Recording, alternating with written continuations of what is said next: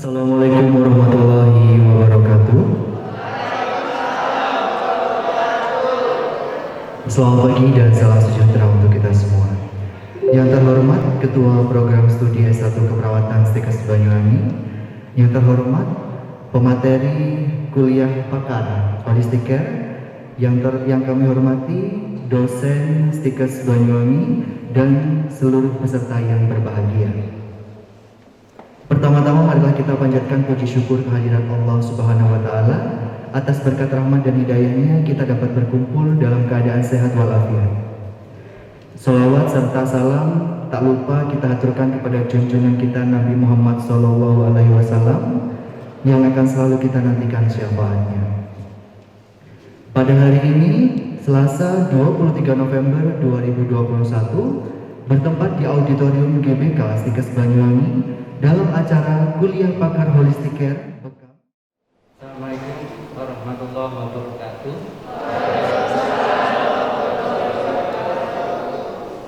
Selamat pagi dan salam sejahtera bagi kita semua.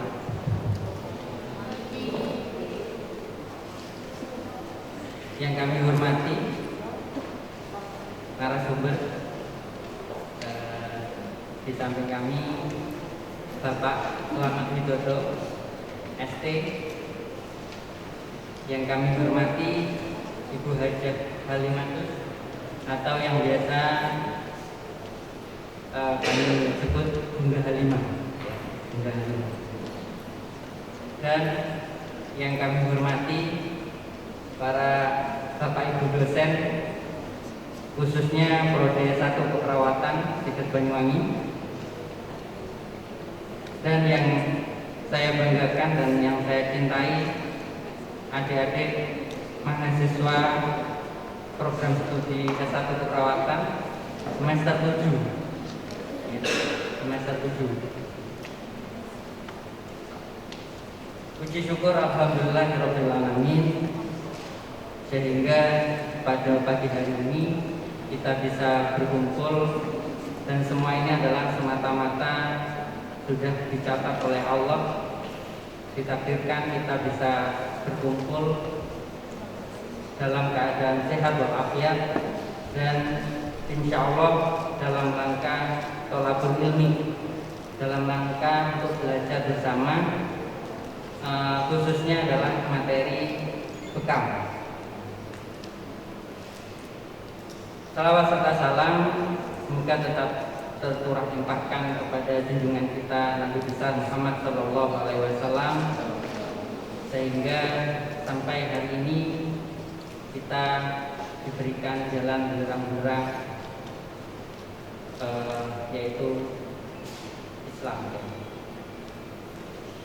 Bapak Ibu yang kami hormati, sebelumnya saya ucapkan terima kasih yang sebesar-besarnya kepada narasumber tim narasumber, ada Pak Selamat Widodo dan Bu Hajah Halimah. Beliau ini adalah dari Surabaya, jauh-jauh dari Surabaya, berbagi atau akan memberikan ilmu kepada kita semua, insya Allah selama 2 hari di kampus kita, untuk memberikan materi khususnya adalah Holistic Care 1, yaitu bekam.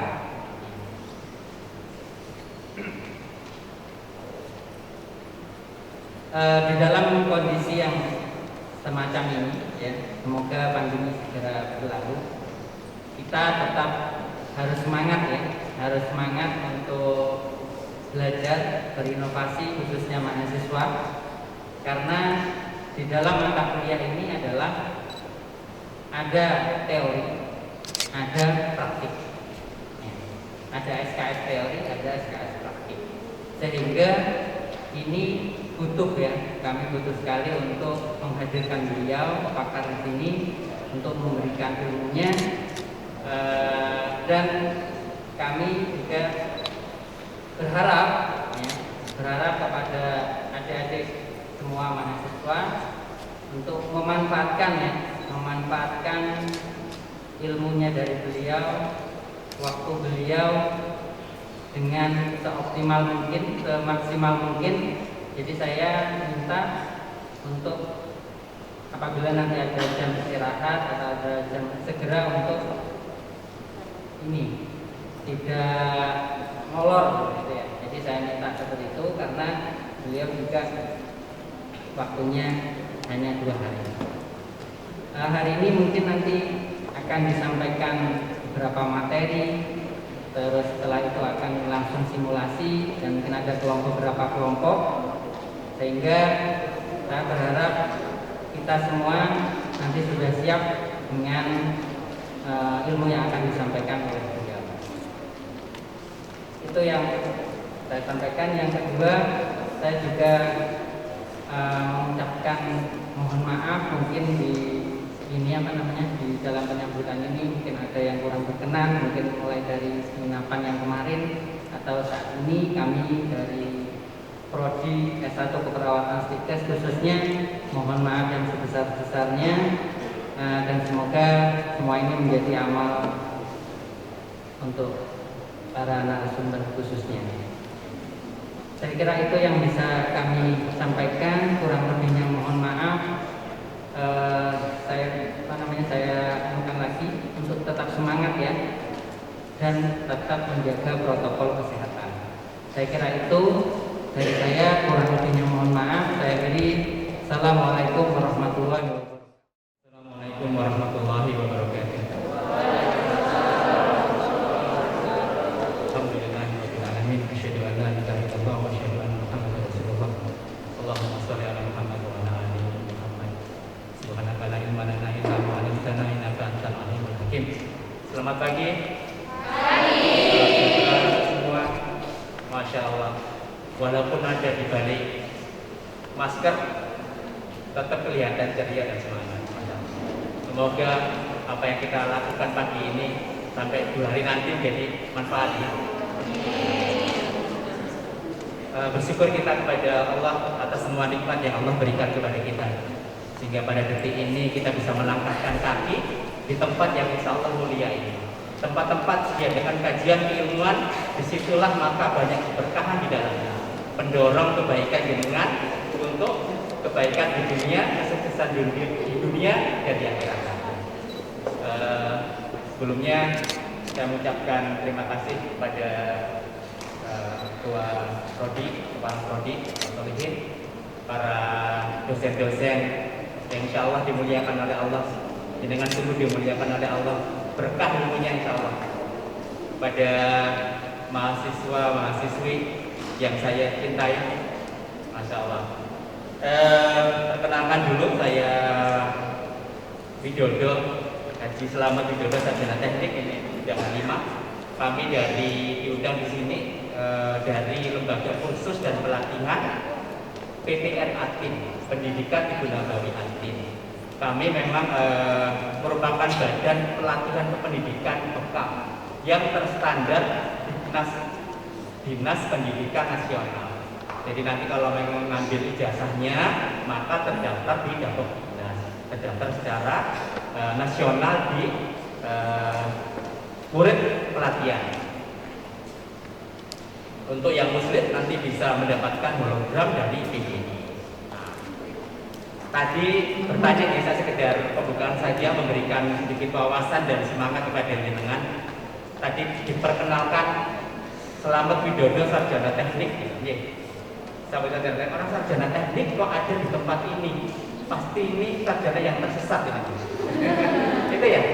Kemudian yang di samping kiri saya, ini orang yang paling saya cintai. Allah dulu lah. Orang tua lalu ibu dan istri saya. Jadi gelarnya masih AMD ya. Padahal yang diajar di sini calon sarjana semua ya. Yang di depan itu kompeten nggak ya gitu. Jadi kuliah pakar kompeten nggak ya? Insyaallah. Faktanya itu muncul juga ya. Walaupun saya sarjana teknik selama 7 tahun, beberapa tahun yang lalu saya ada di terutama saya ada di WHO dulu. Selama 7 tahun kami menjadi peneliti, seorang researcher kesehatan di Badan Kesehatan Dunia selama 7 tahun. Sudah biasa melakukan riset penelitian tentang gizi dan kesehatan. Jadi keliling ke seluruh wilayah di Indonesia, terakhir menjadi Nation Program Manager. Beberapa produk kesehatan dari Dinas Kesehatan saat ini adalah hasil riset kami yang kami lakukan.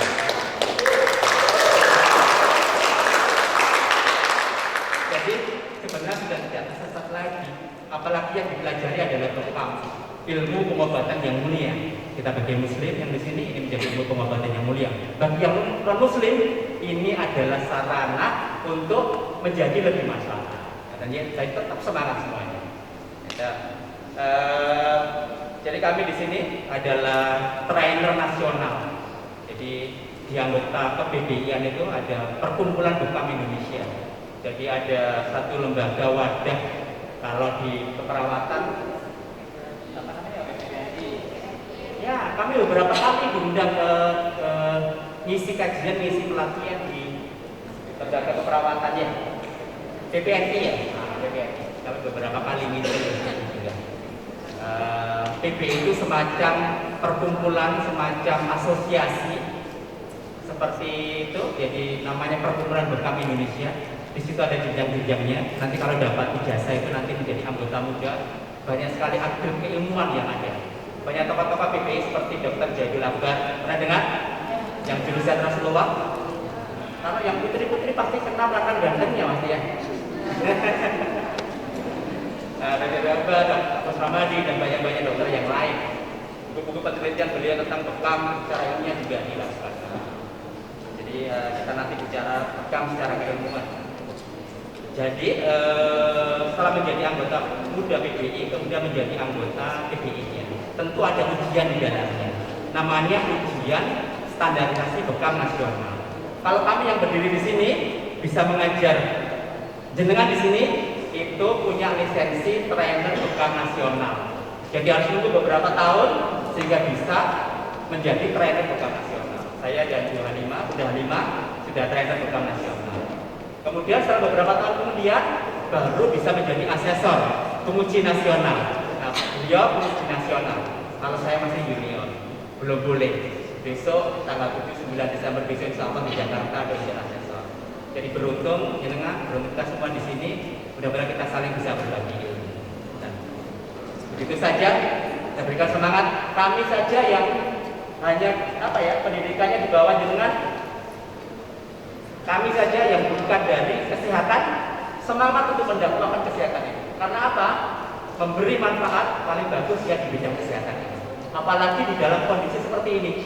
Jadi tetap semangat. Selesai ilmunya menjadi ilmu yang manfaat. Mudah-mudahan ya.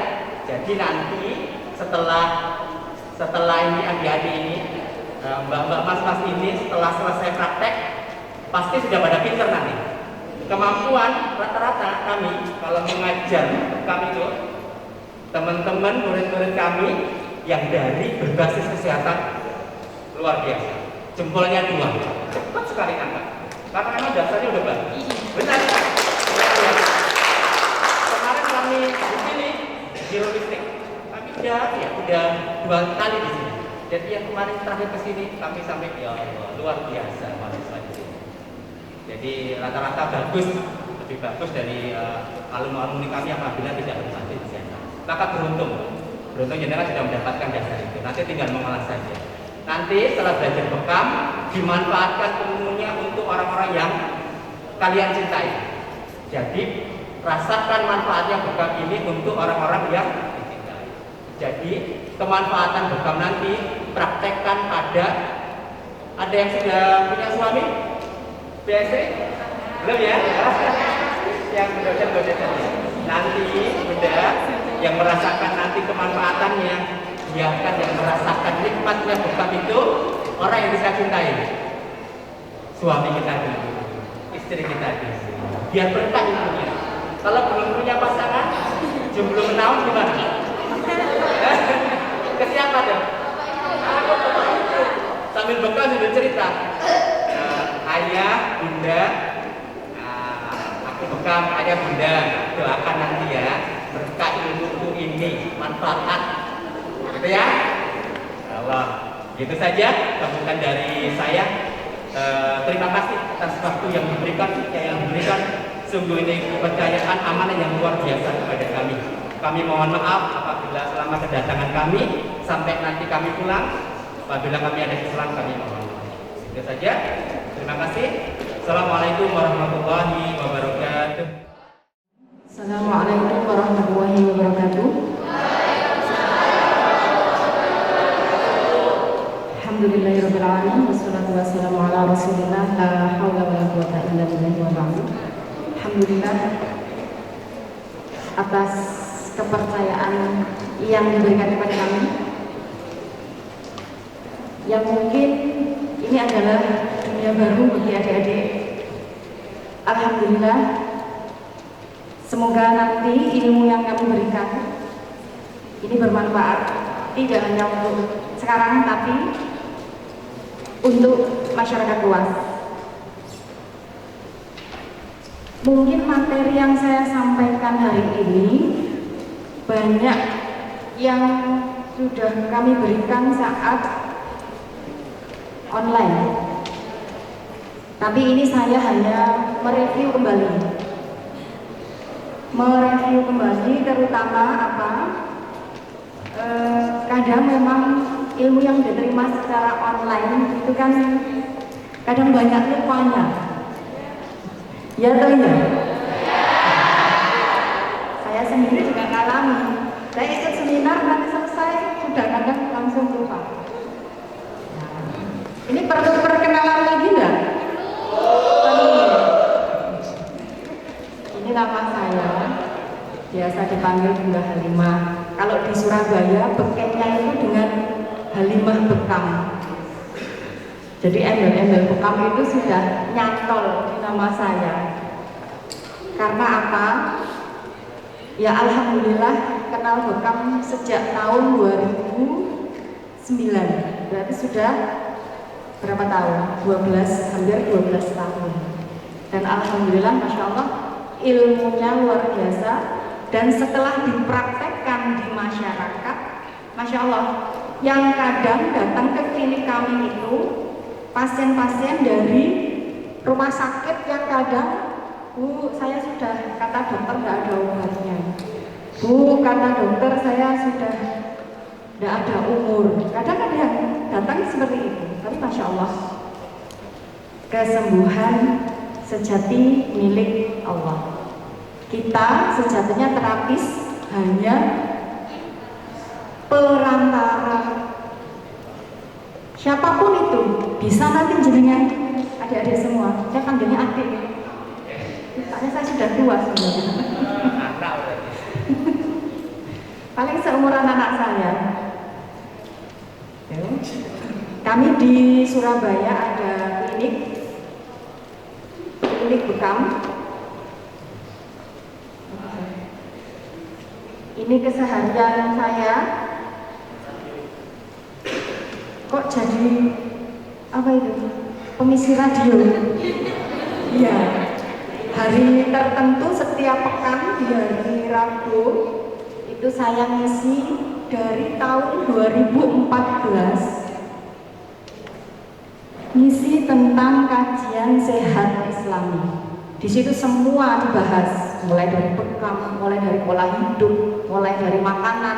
Nah kebetulan background saya gizi, makanan-makanan pantangan itu saya sampaikan. Oh sakitnya ini, ya saya sampaikan. Bu bekamnya kok nggak pakai kefek? Kenapa? Karena makanannya yang dilanggar, atau yang dimakan itu larangan semua. Nah, jadi alhamdulillah masuk ilmu yang dulu saya belajar. Nah ini klinik kami sebetulnya masih belum pantas disebut klinik karena memang secara ini belum. Tapi kalau terdaftar di Dinkes sudah ada STPT. Nah, beberapa kali dilakukan penelitian di klinik kami. Anak-anak mahasiswa keperawatan S1, D3 di Surabaya, Sidoarjo beberapa kali melakukan penelitian yang sering, padahal itu sudah sering, tapi masih dilakukan lagi. Pengaruh bekam pada penyakit kolesterol. Efektivitas bekam pada penurunan angka hipertensi, asam urat, apalagi gula darah. 4 itu yang sering sekali. Saya selalu bilang, "Bu, cari yang lain, Mbak. Enak itu, Bu, soalnya referensinya banyak." Tapi itu sudah pasti. 1 kali pembekaman saja kolesterol langsung turun. Langsung. Nggak usah nunggu berapa jam, langsung sesaat. Ya bekam untuk kejantanan. Dan di tempat bekam kami itu terkenal dengan bekam untuk promil. Bekam untuk promil. Banyak sekali pasangan-pasangan yang datang, nggak tahu infonya dari mana, itu datang ke tempat kami, "Bu, saya sudah 8 tahun belum punya keturunan. Bu, yang paling saya ingat itu kasusnya 15 tahun menikah, belum punya keturunan, dan beliau sudah bayi tabung 2 kali. Kalau sudah bayi tabung, itu berarti ikhtiar manusiawinya sudah yang terbaik. Ya toh ya? Sudah habis berapa puluh juta, tinggal ngalikan aja. 1 kali program bayi tabung biasanya sekitar 80 sampai 100. Itu sudah 2 kali, dan qadarullah belum dikaruniai anak. Datang ke tempat kami, awalnya hanya mengeluh capek-capek saja. Ini kan wajar, karena orang berasumsi bekam itu untuk merelaksasi seperti pijat. Ternyata tidak. Datang 1 kali 2 kali tidak ketemu saya, karena saya biasanya tidak di tempat, seringnya ya kayak gini kemana-mana. Qadarullah ketemu saya, terus dia cerita, "Bu, saya sudah berapa kali bekam di sini. Saya ini ada keluhan, Bu, tapi kemarin tidak saya ceritakan pada asisten.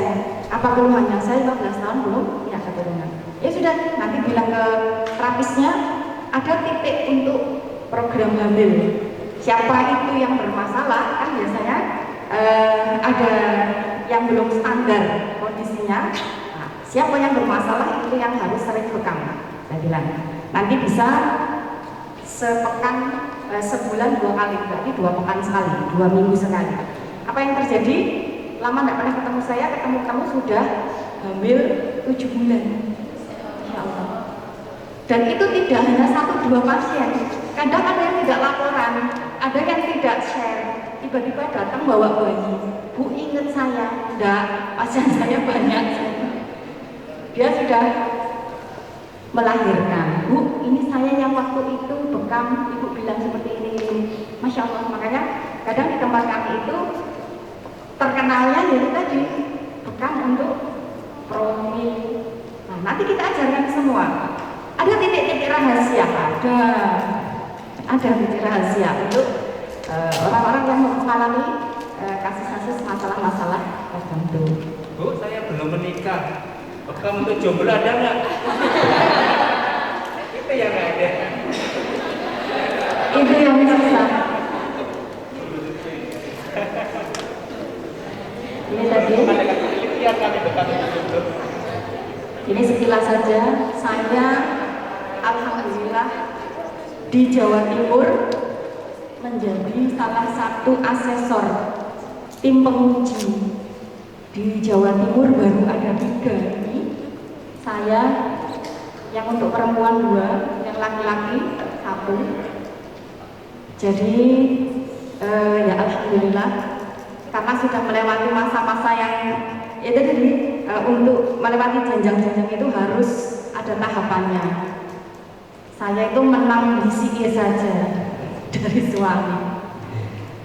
Nanti kalau yang mau ikut ujian kompetensi masuk PBI pasti ketemu saya, meskipun di Banyuwangi. Kami kemarin uji di Jember. Pesertanya ada dari Banyuwangi, ada dari Bali, Situbondo, Probolinggo. Ini trainer. Sudah sekilas saja nih. Sekarang Ada foto saya di situ juga, Pak ya? Bisa ya?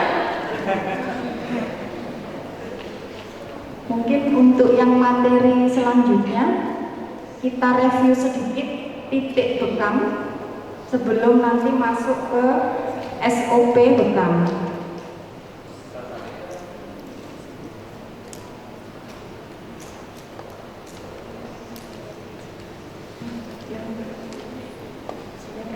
review titik sunnah dulu.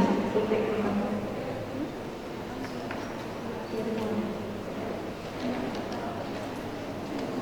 Untuk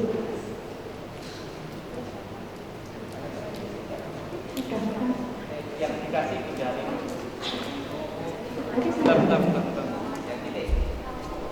ini untuk review sebentar, karena titik-titik ini penting sekali. Karena nanti saat kita praktek, kalau kita tidak tahu titiknya, mau bekam di titik mana, kan jadi lucu.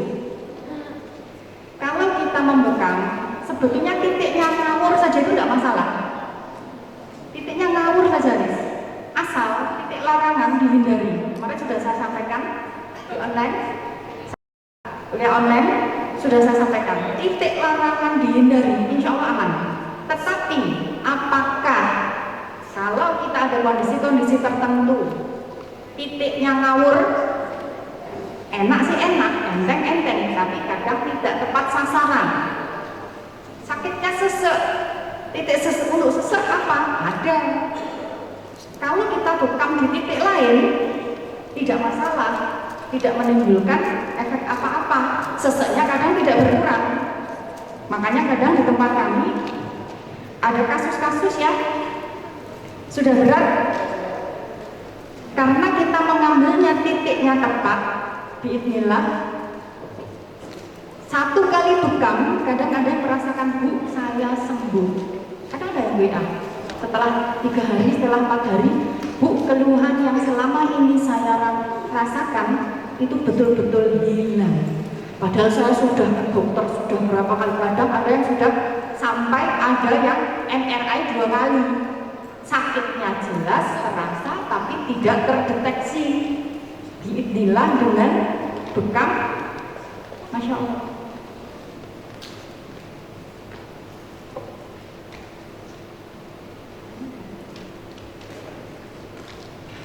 Jadi titik-titik ini penting sekali. Geladrah nggak masalah, cuma tidak tepat sasaran. Saat tidak tepat sasaran, efeknya ke pasien efeknya ke klien tidak begitu terasa. Makanya tadi saya cerita bekam untuk kasus promil bisa. Dan kami mungkin kalau hitungan jari ini sudah lebih dari jari tangan. Sudah lebih. Kenapa? Kami dari tahun 2014 mungkin yang sudah sebelum saya haji itu ada yang laporan ke saya, Bu, alhamdulillah saya hamil. 2 kali bekam. Titiknya di mana? Nah, ini sekedar review sedikit.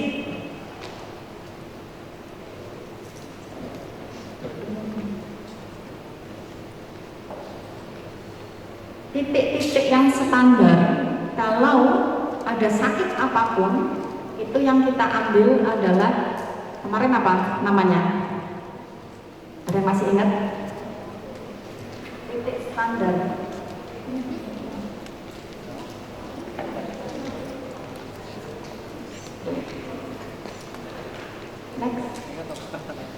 Next. Nah, ini titik yang utama, titik utama di kepala.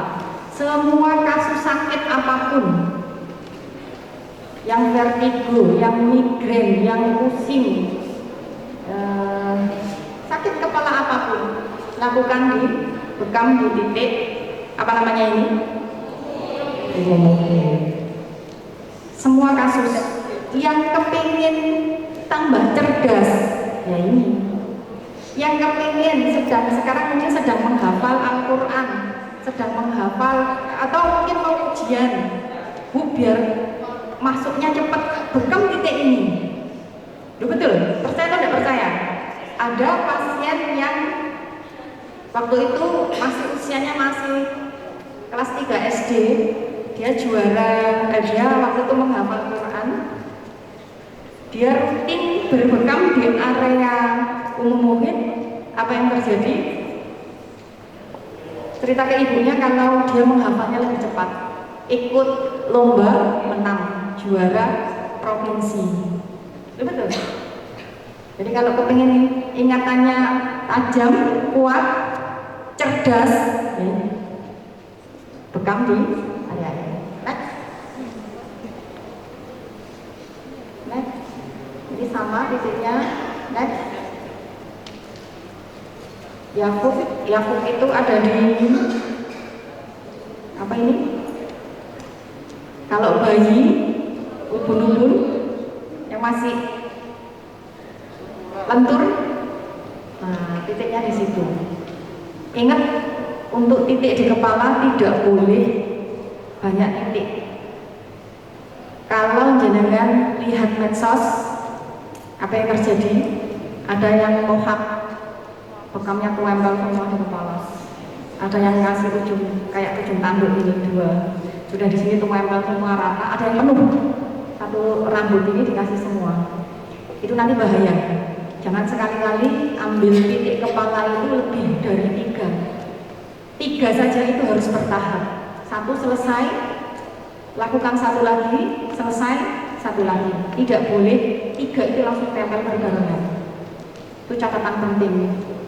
Kalau saya hampir sekarang ini tidak pernah mengikuti apa kata klien, Bu, saya pusing minta bekam kepala 3. Enggak. Saya titiknya 1 tok di kepala, ambil di mungkin. Dan biasanya untuk kasus-kasus tertentu saya ambil di titik aroos. Aroos itu titik keluhan. Satu kepala yang ada rambutnya ini boleh kita ambil di titik keluhannya. Misalnya dia pernah terbentur. Ada riwayat terbentur, Bu di sini sering ngilu, sering cenut-cenut. Nah, boleh kita bekam di titik keluhan. Itu namanya titik aroos. Lanjut.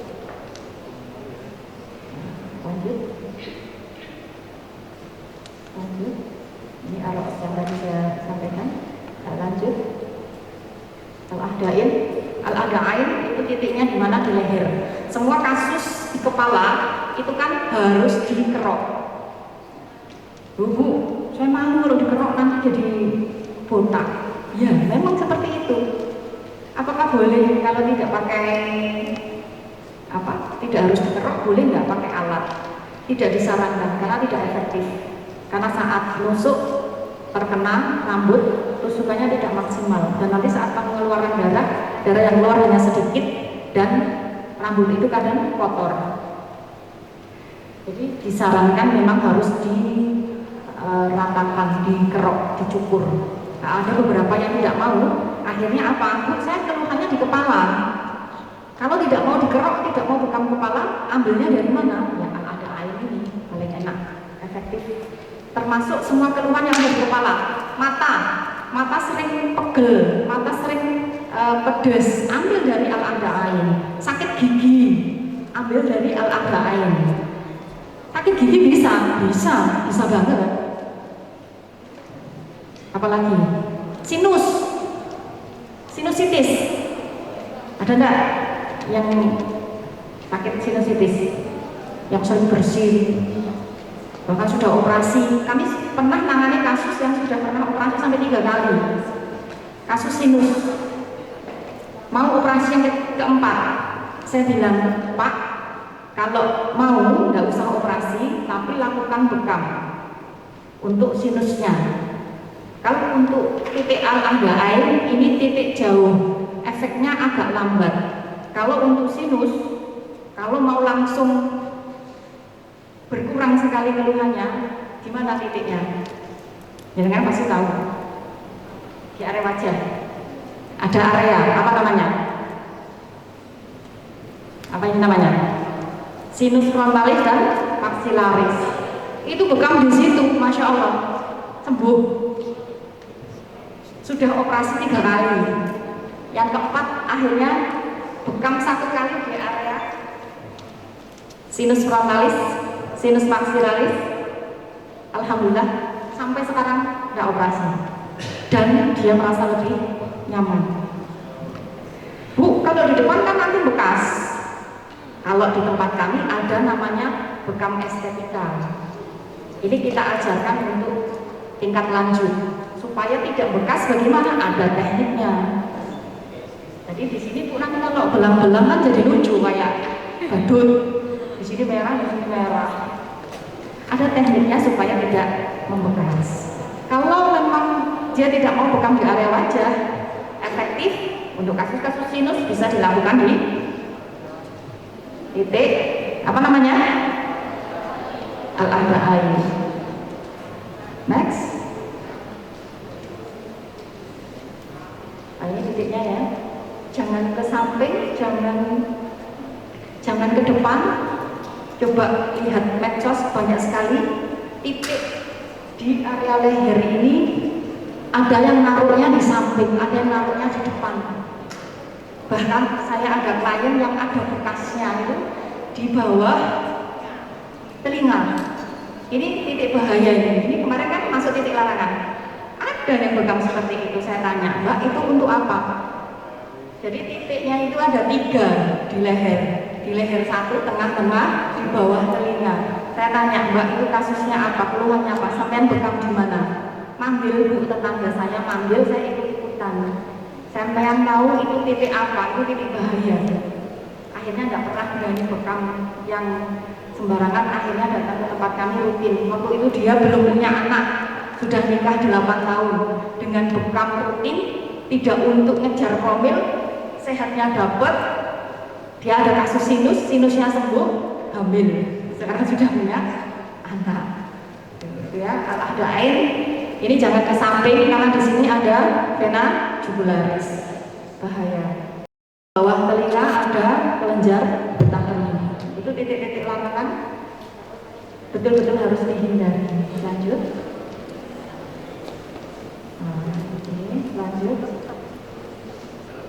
Lanjut. Ini yang titik kahil. Titik kahil terbaru itu di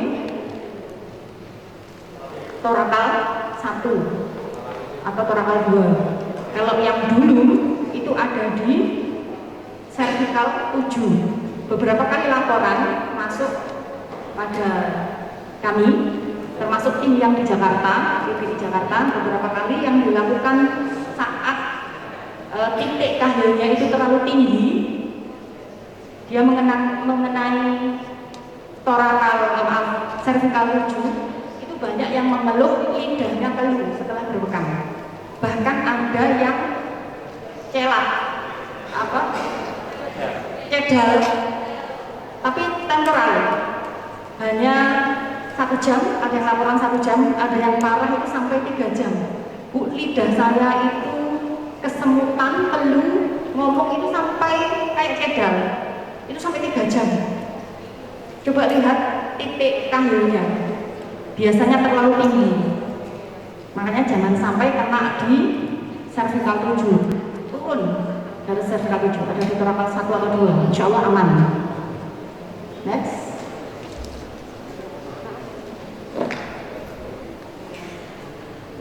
Next.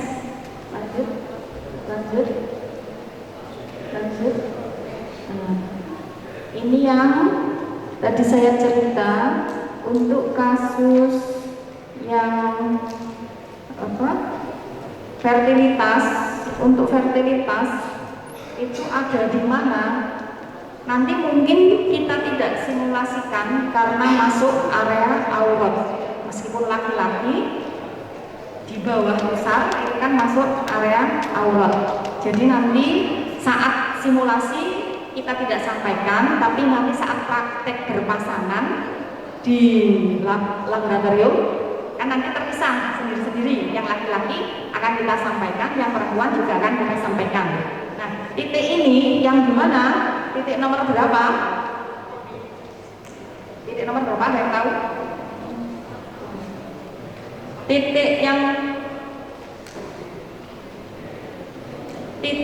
yang mana? Yang tadi saya cerita kasusnya bagus untuk membantu orang-orang yang sedang promil. Titik yang keempat, kotanul sufla, posisinya di mana? Posisinya di, kalau kita di pas tulang ekor itu terlalu bawah, agak naik sedikit, tulang panggul ke belakang. Itu ternyata tidak hanya untuk kasus orang promil saja, nyun sewu. Kalau misalnya ada kasus bapak-bapak terkena diabetes lama, biasanya apa yang terjadi? Apa yang terjadi? Iya, disfungsi ereksi, bahkan impoten. Kalau nemu kasus seperti itu, ambil titiknya di situ. Petani sukla. Saya bilang tadi bahwa Titik kejantanan. Jadi yang nyen sewu, ada kasus yang tidak bisa on 1 tahun. Bahkan yang pernah datang ke tempat kami itu, dia awalnya terkena diabetes. Selama 3 tahun itu dia tidak bisa menjalankan kewajiban sebagai seorang suami. 3 tahun tidak pernah bisa. Apa yang terjadi? 1 kali bekam di titik ini, besoknya laporan lewat WA, Pak, terima kasih 3 tahun ini saya belum pernah menjalankan kewajiban baru, tadi malam bisa. Efeknya langsung, suaminya kan bukan itu. efeknya langsung, betul. Next. Oh, ini bisa. Lamarik sudah, dalam lockdown sudah. Jangan dipraktekkan pada yang masih jomblo ya, tapi ya. Udah deh, ini review sebentar untuk titik. Ada yang ditanyakan? Nanti lebih jelas saat kita simulasi praktek, dan nanti saat simulasi praktek ada yang belum paham bisa ditanyakan saat nanti praktek berpasangan. Dan sekarang kita masuk yang SOP praktek. Sebelum simulasi praktek akan saya jelaskan sedikit. Ini terkait dengan nanti bagaimana cara penusukannya, bagaimana tekniknya. Ini yang ikut sekarang ini kan semester 7. Apakah sudah pernah praktek? Belum sama sekali. Biasanya ada yang kadang karena sudah belajar autodidak atau belajar lewat buku, itu sudah kadang sudah praktek. Saya beberapa kali ngajar di Setikes kemarin itu saya sudah banyak. Ada nggak yang sudah praktek? Belum. Berarti ini belum pernah praktek bekam sama sekali. Kalau yang dibekam, ada nggak yang sudah pernah merasakan nikmatnya dibekam? Coba saya ingin tahu berapa persen yang sudah pernah dibekam. Coba tunjuk jari. Yang sudah pernah dibekam. Oh, masih sedikit berarti. Bekamnya berarti di mana, Pak? Di saudara. Nanti mungkin bisa membedakan praktek bekam yang terstandar yang dengan yang tidak. Ya, karena kalau praktek bekam asal-asalan itu efeknya apa? Bisa jadi efeknya pada si klien itu hanya seperti itu aja, hanya sekedar enteng ringan. Kalau tidak mengikuti standar prosedur tentang masalah sterilitas alat-alat, apa yang terjadi? Nanti bisa malah menularkan, bisa infeksi, bisa menularkan penyakit ke pasien yang lain atau orang yang lain. Nah, makanya kalau kita standarnya kita jaga, nanti ke depan insya Allah jenengan akan bisa melakukan itu dengan baik. Nih proses persiapan bekam. Kalau untuk yang muslim itu lebih baik terapisnya itu berwudu dalam kondisi suci, itu lebih baik. Kenapa? Dalam kondisi bersuci kita lebih tahan, lebih kuat. Kalau yang kemarin saya pernah cerita enggak, bekam itu apakah hanya mengeluarkan darah? Apakah bekam itu hanya mengeluarkan darah? Mengeluarkan apa lagi? Selain darah yang keluar apa? Apa? Mengeluarkan gas, ya. Yang lain itu kan yang nampak. Yang enggak nampak itu ikut keluar enggak? Betul. Jadi ingat Jin itu ada di aliran darah. Kalau kita membekam, darah kita teraliri. Bu, ada sakit-sakit yang nggak sembuh-sembuh, apakah bisa dibekam? Insya Allah bisa. Karena kadang memang gangguan jin itu menimbulkan sakit yang secara medis mungkin tidak terdeteksi. Makanya kami sering mendapatkan klien yang saya sering sakit di area itu, sudah saya ronsen tidak ada apa-apa. Bahkan ada klien kami yang sampai 2 kali MRI, tidak ada apa-apa Bu, tapi sakitnya luar biasa. Ya sudah, bekam saja di area itu. Dengan kita berwudu, kita akan lebih tertameni, kita akan lebih terlindungi. Ada yang menyangkal pernyataan saya, mosok Bu, bekam main kok mosok bisa kena efeknya. Banyak murid kami yang sering laporan di grup. Dari kami ngajar tahun 2000, saya ngajar kami itu dari tahun 2011. Itu grup-grupnya tidak pernah kami bubarkan, jadi untuk sharing. Rata-rata yang baru ini merasakan, Bu, setelah saya praktek kok saya pusing luar biasa. Setelah saya membekam saya pusing luar biasa. Bu, setelah saya membekam tangan saya panas. Apakah itu bisa ngefek ke kita? Bisa banget. Tapi kalau kita bentengi dengan cara tadi, sebagai muslim kita bisa berwudu dulu, bacaan-bacaan doa. Kalau mungkin yang beragama lain boleh dengan doanya masing-masing, tidak masalah. Kita akan lebih tertarik. Nah, ini APD sebagai seorang terapis wajib kita gunakan lengkap. Sudah paham semua ya? Nah, ini nanti yang akan kita praktekkan itu ada 2 teknik, yaitu menggunakan bisturi dan menggunakan lancet. Tapi nanti kita prakteknya menggunakan lancet. Pakai bisturi mau enggak? Kenapa? Takut?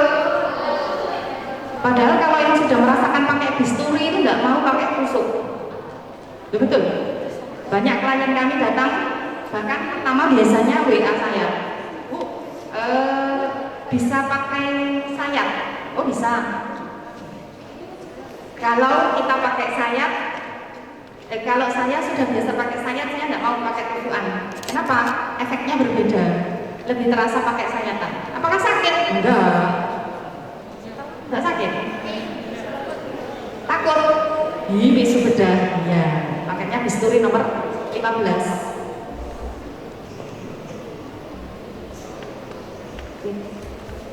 Tapi nanti kita pakai tusukan semua. Aman, tenang. Yang tangannya suka tremor pas praktek, ya, kalau pakai tusukan itu aman. Tapi kalau pakai sayatan nah bahaya. Batuk sedikit aja.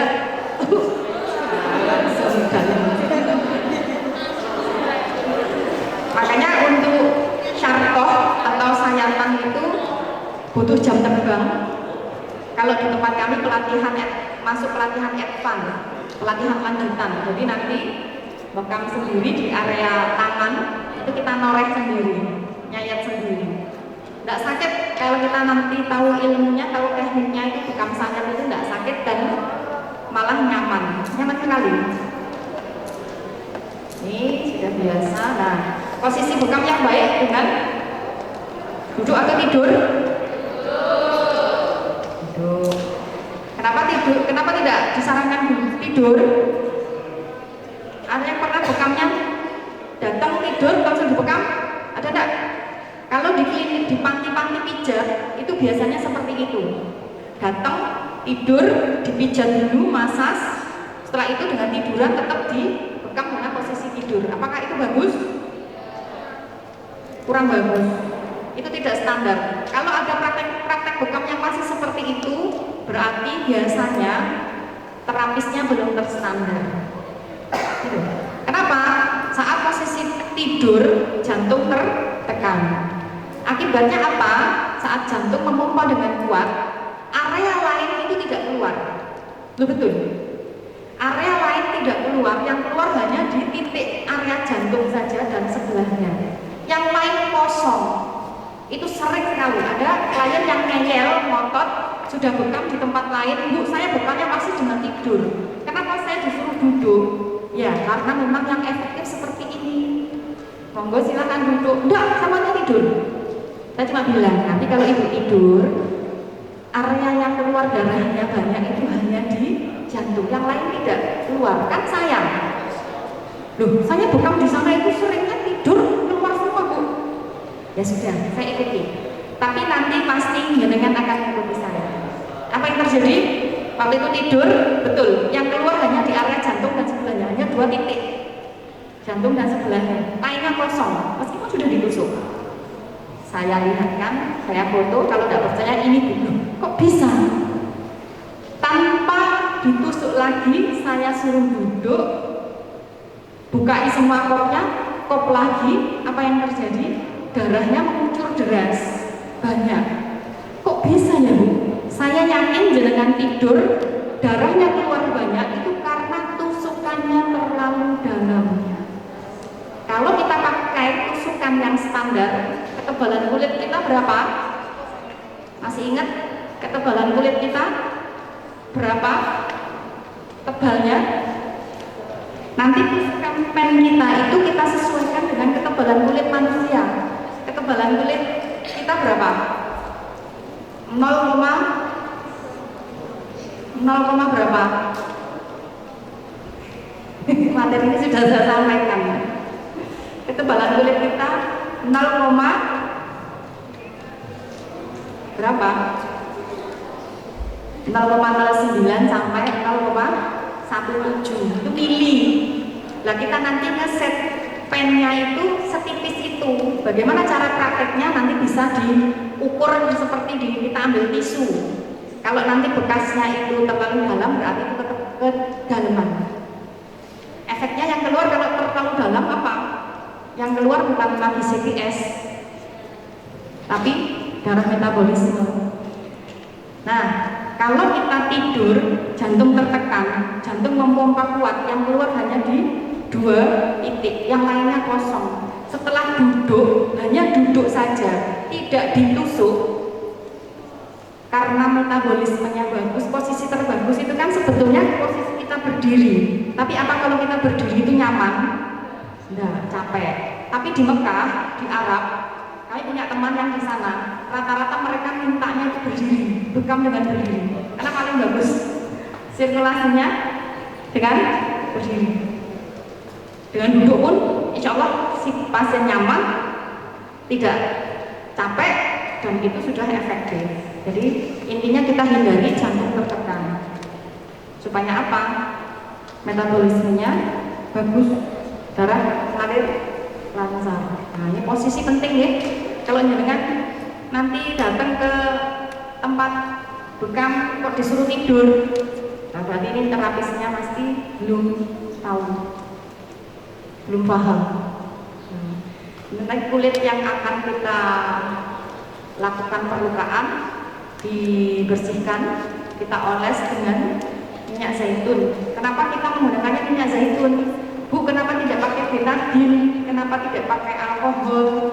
Ya, minyak zaitun, brandingnya PBI itu menggunakan minyak zaitun.